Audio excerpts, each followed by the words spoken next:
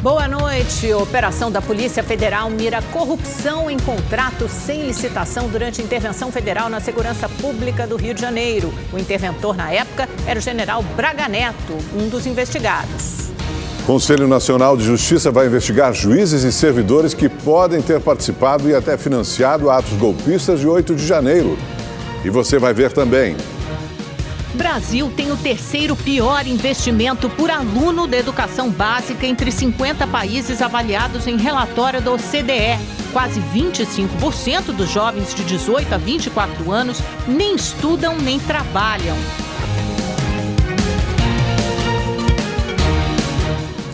A Polícia Federal investiga se houve corrupção durante a intervenção federal na segurança pública do Rio de Janeiro em 2018. Apesar de não ter sido alvo da ação de hoje, o interventor da época, o general Braga Neto, teve o sigilo telefônico quebrado.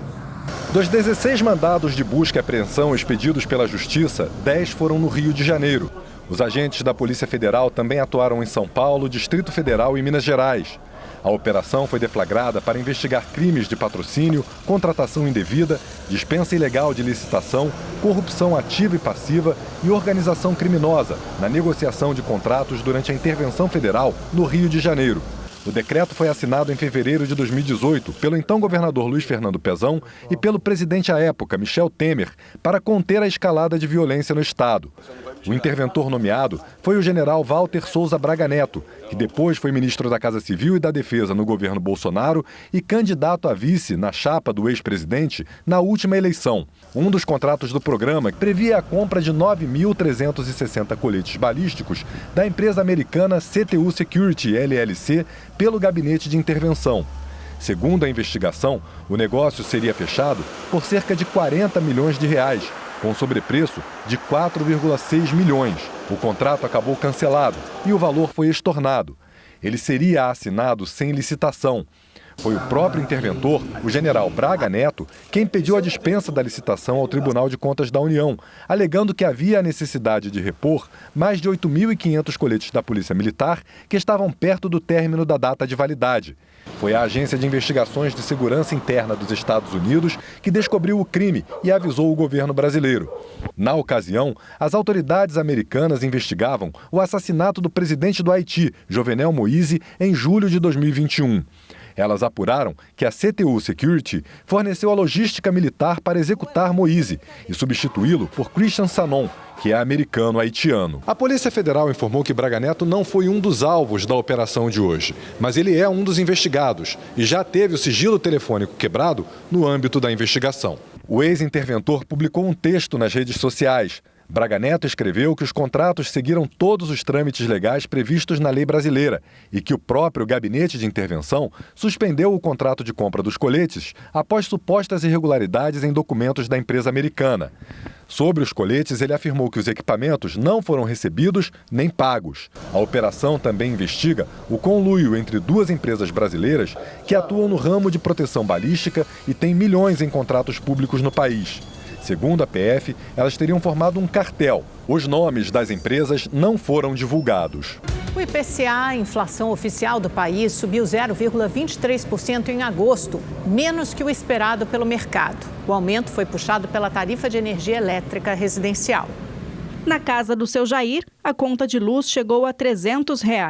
São só 3 moradores e eles têm que monitorar o uso da energia para tentar economizar, mas nem sempre dá. Muitas vezes você tem um freezer, você precisa pôr alguma coisa, não tem como você deixar desligado, porque ele consome um pouquinho a mais, né? A gente faz toda a economia possível, né? Porque não tem negócio de supérfluo, né? Esse aumento na energia elétrica residencial, não só na conta do seu Jair, mas na de todos os brasileiros, já era esperado e tem explicação. A alta de 4,5% veio com o fim do bônus na comercialização de energia de Itaipu em 2022, um saldo positivo que foi creditado nas faturas do mês anterior e que não se repetiu em agosto. Isso gerou impacto no grupo de habitação, com a maior contribuição para o índice geral. Os preços da habitação estiveram represados durante alguns meses face à redução de renda da população, que muitas vezes deixou de renovar seus aluguéis, acomodou-se em casas ou, infelizmente, mesmo na rua. e agora começou a retomar a locação. Então, naturalmente, os preços de locação começam a elevar-se. Deve acontecer também nos próximos meses. O IBGE mostra que houve alta em mais 5 grupos: educação, saúde e cuidados pessoais, vestuário, despesas pessoais e transportes. Já em alimentação e bebidas, houve uma queda de 0,85%. É a terceira deflação seguida. Uma forma de desafogar quem agora está sofrendo com a conta de luz.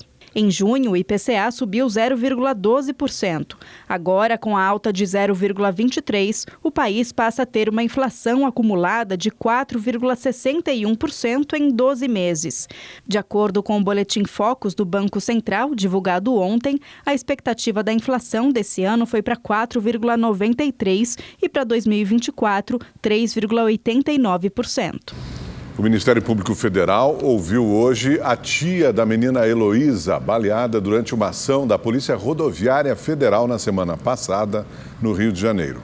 O agente que entrou no hospital sem autorização já foi identificado. As imagens do circuito interno do hospital mostram o policial entrando na unidade apenas com um distintivo, mas sem se identificar. Ele é seguido por um segurança até o corredor da emergência pediátrica. A conduta do agente, que não teve o nome divulgado, está sendo investigada pela Polícia Federal e pelo Ministério Público Federal. O caso aconteceu no último sábado, 2 dias depois da menina Heloísa dar entrada no hospital e durante a visita do MPF à unidade. De acordo com a direção do hospital, ele tentou entrar sem autorização no CTI, onde está a criança, mas foi barrado. Heloísa continua internada neste hospital público em Duque de Caxias, na Baixada Fluminense. De acordo com o boletim médico divulgado nesta manhã pela unidade, ela segue entubada e o estado de saúde é gravíssimo. A garotinha de 3 anos foi atingida por 2 tiros de fuzil quando viajava de carro com a família. O pai dela, que dirigia o veículo, contou que passava pelo Arco Metropolitano na Baixada Fluminense quando teve o carro alvejado pela Polícia Rodoviária Federal. Os 3 policiais envolvidos estão afastados das funções. Em depoimento, o agente Fernando Ferreira admitiu ter disparado 3 vezes, depois que o motorista desobedeceu a ordem de parada. O pai da criança negou que tenha sido abordado e disse que não sabia que o carro, comprado há pouco tempo, era roubado. Ele e a tia da criança já foram ouvidos pelo Ministério Público Federal.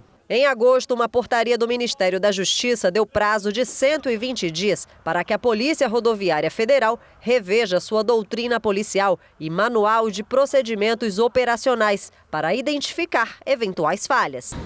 Foi enterrado hoje o corpo da criança que morreu após ser atingida por um tronco de uma árvore em São Bernardo do Campo, no ABC Paulista. Ela brincava com outros colegas de turma na área de lazer da escola. Isadora Custódio, de 5 anos, foi enterrada no cemitério Pauliceia, em São Bernardo do Campo. A menina foi atingida por um tronco de árvore na área de lazer da Escola Municipal de Educação Básica Lauro Gomes. Ela chegou a ser levada para o hospital, mas não resistiu aos ferimentos. Acho aqui muito largado, as folhas caem, eles podem escorregar, tudo largado. Imaginar a mãe dela chegar, ver as coisinhas dela em casa, não ter mais ela lá. Muito triste, é revoltante. Em 2018, alunos da escola chegaram a escrever uma carta pedindo ajuda para a prefeitura. Eles solicitaram que a árvore do parque fosse cortada para que pudesse voltar a brincar sem que ninguém se machucasse. Em nota, a Prefeitura de São Bernardo do Campo lamentou o ocorrido e disse que nunca recebeu a carta escrita pelas crianças. Afirmou ainda que ela foi enviada a um vereador da cidade, que encaminhou o pedido ao Ministério Público. O Poder Judiciário, agora o Ministério Público, que irá reabrir esta representação, este inquérito que foi provocado pelo nosso mandato, possa aí elucidar essa questão, né, e cumprir com o seu papel também, que agora cabe ao Judiciário averiguar o que de fato for e possa aí culpar ou punir aqueles que ali erraram. O Ministério Público de São Paulo disse que a representação de 2018, após as providências cabíveis, foi arquivada e não guarda qualquer relação com os fatos. As aulas seguem suspensas até sexta-feira. A diretora e outros funcionários da escola prestaram depoimento na delegacia. A polícia investiga o acidente. Em Corumbá, no Mato Grosso do Sul, uma criança de 7 anos morreu e outras 4 ficaram feridas após a cobertura de uma quadra desabar na Escola Municipal Cássio Leite de Barros durante um temporal. No momento do acidente, os estudantes faziam aula de educação física. De acordo com o Instituto Nacional de Meteorologia, os ventos chegaram a 70 km por hora. Outras áreas de Corumbá também foram afetadas. Árvores caíram e casas ficaram destelhadas. E vendavais atingiram Porto Alegre e o interior do Rio Grande do Sul na noite de ontem, provocando falta de luz, cancelamento de voos e mais estragos. Muitas cidades ainda se recuperam das enchentes da última semana. O estado já contabiliza 47 mortes. Unidades de saúde sem luz, postes caídos e o retorno do medo de novas enchentes no Rio Grande do Sul. Essa semana está sendo uma coisa que parece que a gente vai acordar a qualquer momento e voltar para a nossa realidade, porque isso aqui parece que passou o tsunami, mas que arrastou tudo, porque deu assim, ó, como se tu passar na cidade tu vai ver que não tem nada em pé, a não ser a quem morava nas partes altas de Mussum. A capital gaúcha registrou ventos que chegaram a mais de 70 km por hora durante a madrugada. Aviões precisaram arremeter no Aeroporto Internacional Salgado Filho e recalcular a rota para outros estados. A gente acabou vindo para cá, só que o avião não conseguiu pousar. Então a gente ficou mais ou menos uns 20 minutos voando sobre cima do aeroporto aqui, depois voltamos para Florianópolis, onde ficamos mais 1 hora lá esperando alimentação e o ônibus vai nos trazer agora de manhã. Pelo menos 16 voos foram cancelados entre ontem e hoje e 4 foram abertos para suprir a demanda. Centenas de passageiros se aglomeraram aqui no setor de embarque. O Instituto Nacional de Meteorologia prevê alerta laranja para o estado, com possibilidade de receber até 200 milímetros de chuva até o final da semana. Em Lajeado, no Vale do Taquari, há previsão de recorde de chuva, ultrapassando 58% da média histórica. A cidade ainda tenta se recuperar das enchentes. Para auxiliar os feridos, um hospital de campanha foi montado em menos de 24 horas em Roca Salles. Nós começamos a fazer mobilização, já tinha destacamento já aqui de militares aqui perto na cidade de Encantado para fazer já o reconhecimento e a possibilidade de onde poderíamos montar a estrutura.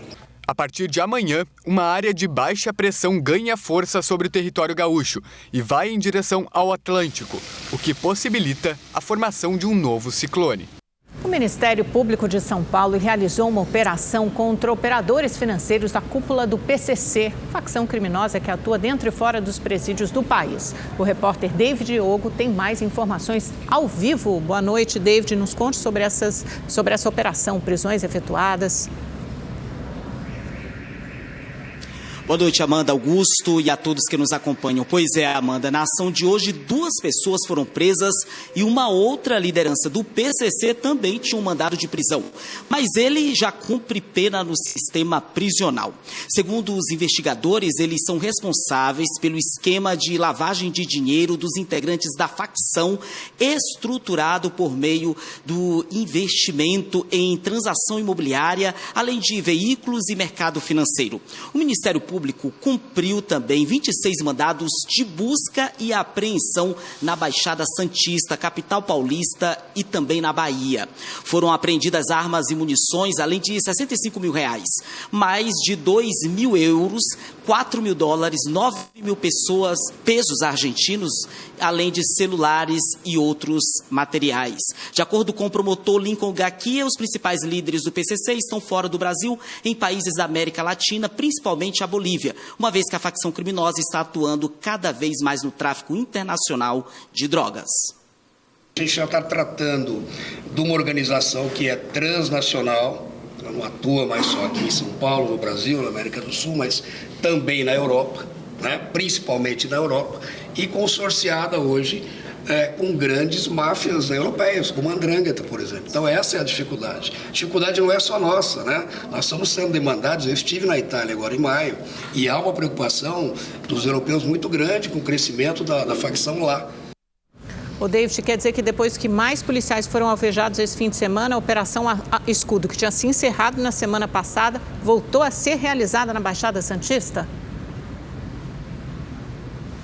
Exato, Amanda. Segundo a Secretaria de Segurança Pública, a operação acontece desde janeiro, quando há ocorrências em que policiais são hostilizados. A exemplo dos casos ocorridos em São Vicente. As novas ações terão como objetivo a prisão dos criminosos envolvidos nos casos de violência que ocorreu no final de semana. Um policial militar de 46 anos sofreu um atentado. Ele levou 3 tiros e precisou passar por uma cirurgia. Esse não foi o único caso envolvendo PMs. Na sexta-feira, um sargento aposentado chamado Gerson Antunes Lima, de 55 anos, varria a rua quando foi alvo de tiros também em São Vicente. Amanda, Augusto. Obrigado, David. E o Conselho Nacional de Justiça vai investigar se houve participação de magistrados nos atos golpistas do dia 8 de janeiro. A decisão foi tomada hoje pelo Corregedor Nacional de Justiça, ministro Luiz Felipe Salomão, após o Conselho receber informações sobre um suposto envolvimento de juízes e servidores do Judiciário nos atos antidemocráticos. No despacho, Salomão solicita que o ministro Alexandre de Moraes, relator do caso no Supremo Tribunal Federal, compartilhe informações sobre a suposta participação de juízes e servidores. A suspeita, inclusive, de que membros do Judiciário participaram da organização dos atos. Amanhã, o Supremo Tribunal Federal começa a julgar os primeiros processos contra acusados de participar das invasões. Os 4 primeiros réus são Aécio Lúcio Costa Pereira, Tiago de Assis Matar, Moacir José dos Santos e Mateus Lima de Carvalho. Ao todo, o STF recebeu denúncias contra 1.341 pessoas. Enquanto isso, a CPMI, que investiga os atos, ouviu hoje Marcela Pino, cabo da Polícia Militar que estava em serviço no dia das invasões. Ela falou sobre as ações de policiamento realizadas no dia dos atos e contou que foi agredida pelos manifestantes. Marcela foi jogada de uma das cúpulas do Congresso a uma altura de aproximadamente 3 metros. No momento em que eu caí, eu retorno pelo gramado mesmo, subindo ali pela lateral e consigo tentando retornar para a linha de choque. Nesse momento, ao atravessar o gradil, foi o momento em que eu fui atacada novamente. Jamais, nesses 4 anos de atuação, eu estive diante de tamanha agressividade como foi dia 8 de janeiro. Parlamentares da oposição reclamam de a CPMI não ter ouvido nenhum dos acusados pelas invasões.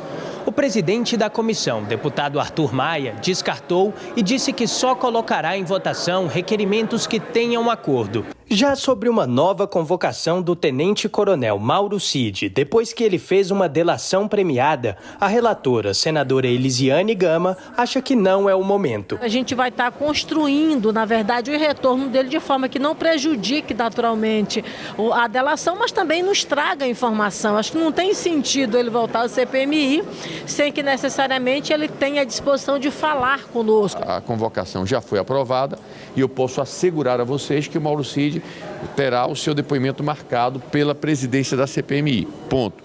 Agora, o que ele vai falar ou deixar de falar, eu não posso responder. O Ministério Público Federal abriu um processo contra a senadora Damares Alves e a União. Os procuradores pedem indenização de R$5 milhões por danos sociais e morais coletivos contra a população do Marajó, no Pará.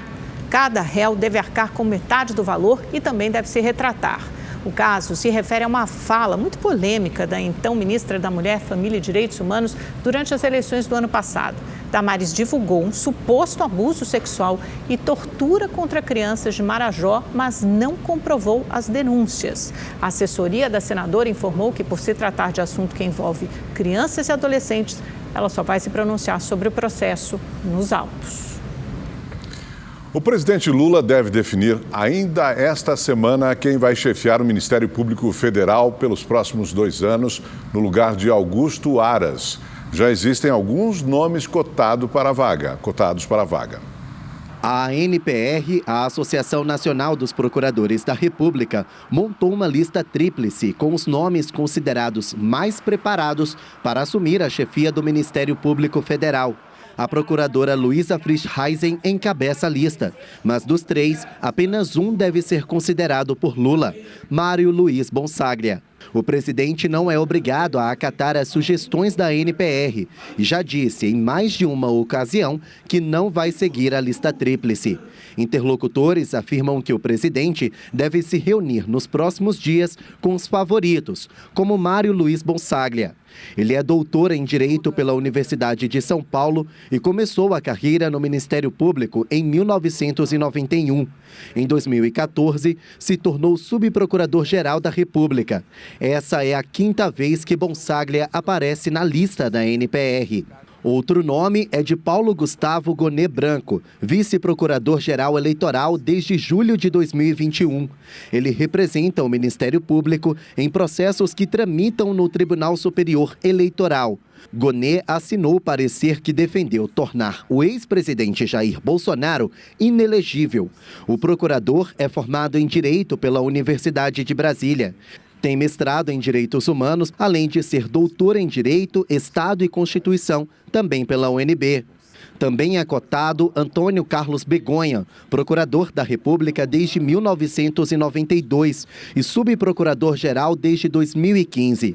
Ele também presidiu, entre 2007 e 2011, a NPR.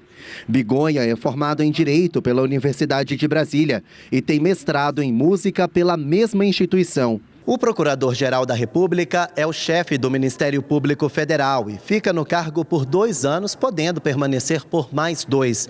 Ele representa o Ministério Público na Suprema Corte e no Superior Tribunal de Justiça.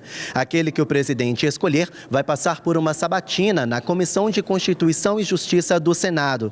Em seguida, o nome vai para a votação em plenário e, se for aprovado, o escolhido assume a chefia da Procuradoria-Geral da República. O atual procurador-geral, Augusto Aras, fica no cargo até 26 de setembro. O ex-presidente Bolsonaro escolheu Aras em 2019 e também não seguiu a lista tríplice. O procurador-geral chegou a ser acusado de inércia e omissão durante seu mandato, por não ter atuado de forma mais firme em momentos como a pandemia e os atos antidemocráticos. Ele sempre rejeitou as acusações e defendeu que suas ações se pautaram no respeito às leis. Kennedy de Alencar comenta o que a mudança no comando da PGR pode representar para o combate ao golpismo. No Supremo Tribunal Federal e no Ministério Público, há a expectativa de que a indicação do próximo Procurador-Geral da República dê uma oportunidade histórica para o Brasil punir o golpismo de militares da ativa e da reserva.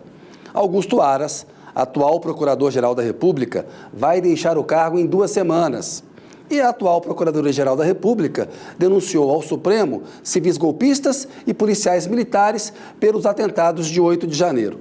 No entanto, a PGR de Augusto Aras não denunciou nenhum militar da ativa ou da reserva, apesar de ter havido participação deles nos ataques aos poderes executivo, legislativo e judiciário. O Supremo começa a julgar nesta semana os golpistas de 8 de janeiro. A expectativa é que o sucessor de Aras abra a possibilidade de a PGR denunciar militares da ativa e da reserva que participaram dos ataques de 8 de janeiro. A delação do tenente-coronel Mauro Cid, ex-ajudante de ordens de Bolsonaro, também pode implicar militares no roteiro do golpe.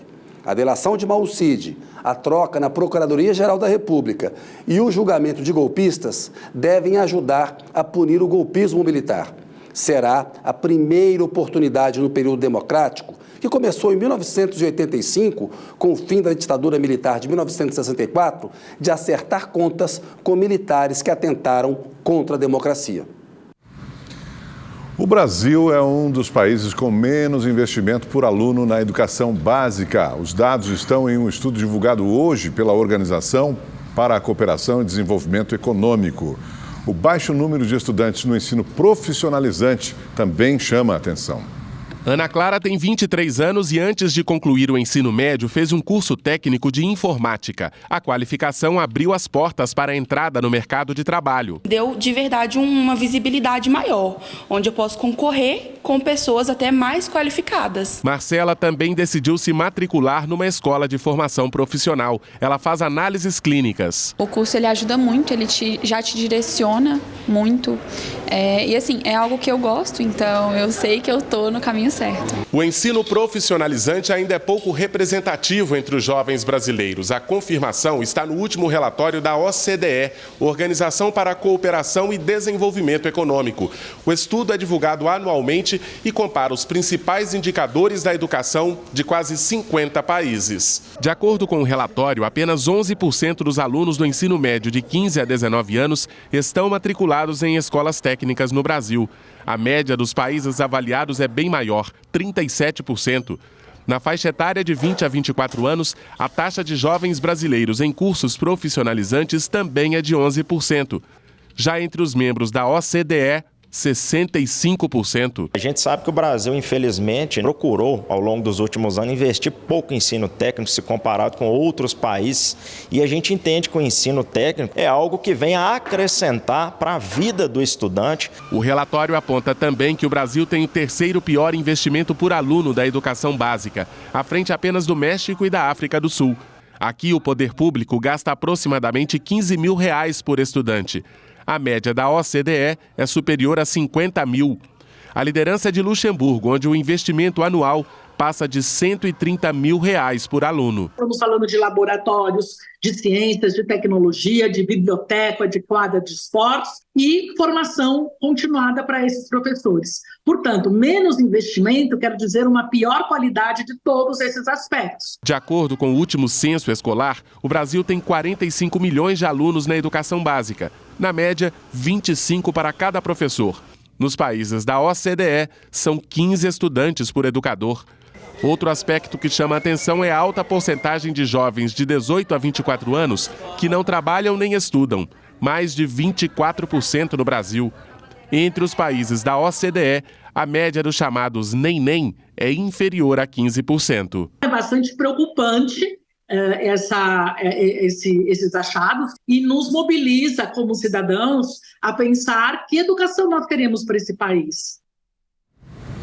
E agora, direto do Espaço da Sorte na Avenida Paulista, a gente acompanha o sorteio da Mega Sena. O prêmio é de R$2,5 milhões. O Rede TV News volta logo depois. Fique com a gente. Especialistas do setor apontam que reduzir o limite de velocidade em vias da cidade pode diminuir as mortes no trânsito. Em São Paulo, a estratégia é adotada desde 2013. O atropelamento do ator Kaique Brito, no Rio de Janeiro, chamou a atenção do prefeito da cidade, Eduardo Paes. Em uma postagem nas redes sociais, afirmou que a velocidade de 70 km por hora na Avenida da Orla é excessiva e prometeu rever o limite. Especialistas apontam que a redução do limite de velocidade é a medida mais importante para diminuir os acidentes com vítimas, inclusive fatais. Um estudo revelou que se uma pessoa for atropelada por um carro a 60 km por hora, a chance de sobrevivência é de apenas 2%. Se o carro estiver a 50 km por hora, essa chance aumenta para 15%. Por outro lado, se o veículo estiver trafegando a uma velocidade de 30 km por hora, a chance dessa vítima sair com vida sobe para 90%. Quando você está trafegando, por exemplo, a 80 km por hora, você vai percorrer pelo menos 22 metros sem nenhuma ação. Então, é como você tivesse dirigindo de olhos fechados. Você se imagina dirigindo a 80 km por hora com olhos fechados, uma coisa que você não faz. Então você vai percorrer pelo menos 22 metros, aí depois a frenagem vai te dar mais 30 metros. Então, ao total de você perceber o ponto de perigo até você parar, você percorreu 50 metros. A redução de quilometragem não é novidade para os paulistanos. Desde 2013, São Paulo vem reduzindo a velocidade para veículos nas vias da cidade. Em determinadas ruas, o motorista não pode trafegar acima de 40 km por hora. Os números mais recentes da CET, Companhia de Engenharia de Tráfego, mostram que a estratégia tem dado certo e a mortalidade vem caindo. Antes da implantação dessa medida, São Paulo registrou, em 2010, 1.357 mortes no trânsito. Em 2021, o número foi de 797 óbitos. Em 10 anos, a queda no número de mortes foi de 44%. Preservar vidas, eu acho que a grande importância de você reduzir a velocidade é exatamente a preservação das vidas. Isso é o mais importante numa sociedade que se diz civilizada. Mas não adianta apenas mudar a velocidade das vias. É preciso mostrar ao motorista que uma pequena mudança de comportamento pode prevenir acidentes. O que é preciso é sempre estar associado com campanhas mostrando que a redução do limite de velocidade vai salvar vidas, porque aumenta esse tempo de reação. Quem enfrenta o trânsito de São Paulo e vai e vem com uma bicicleta defende a redução de velocidade em ruas e avenidas. Mas isso não é tudo. Aumentando a calçada, principalmente nas esquinas, onde você diminui a distância de travessia, você força também o motorista a fazer curvas mais lentamente, então diminui a chance de um pedestre ser atropelado justamente quando ele está atravessando. Após reunião com o vice-presidente Geraldo Alckmin e com ministros, o presidente Lula anunciou mais um conjunto de medidas para ajudar o Rio Grande do Sul e as vítimas do ciclone extratropical que atingiu o estado. Eu e o companheiro Alckmin acabamos de fazer uma reunião com a comissão que foi criada para tratar dos problemas do Rio Grande do Sul. Além dos 740 milhões anunciados por ele no último domingo, nós tomamos uma decisão agora de fazer uma concessão de empréstimo do BNDES de R$1 bilhão para ajudar a recuperar a economia de todas as cidades e, ao mesmo tempo, a liberação de 600 milhões do Fundo de Garantia para atender 354 mil trabalhadores que têm fundo de garantia. A Câmara dos Deputados deve votar hoje o pedido de urgência para a chamada mini-reforma eleitoral. Vamos a Brasília conversar com a repórter Maria Ferreira. Boa noite, Maria. Existe acordo sobre essa proposta, que, aliás, tem vários pontos aí bastante delicados e sensíveis. Sim, Amanda, muitos pontos sensíveis, mas existe acordo sim. Boa noite para você, para o Augusto e a todos que nos acompanham. Os líderes partidários se reuniram hoje na residência oficial da Câmara dos Deputados para analisar o texto ali que foi entregue pelo grupo de trabalho da mini-reforma eleitoral. Bom, os pontos polêmicos foram todos retirados do texto porque os líderes queriam justamente garantir que o projeto passe rapidamente pelo plenário da Casa. E olha, a ideia inicial era aprovar hoje a urgência desses projetos e amanhã, quarta-feira, o mérito deles, os projetos em si. Só que a pauta da Casa está trancada por conta do projeto de lei das apostas esportivas. Então, os líderes preferiram garantir logo a aprovação da urgência e esperar, então, a conclusão da votação da lei das apostas esportivas para conseguir, então, colocar essa mini-reforma eleitoral em pauta de fato para a votação do mérito. E, bom, a sessão de votação começou há pouco menos de 5 minutos e a apuração que eu tenho é que eles devem sim votar o requerimento de urgência hoje, só que o texto ainda não foi concluído.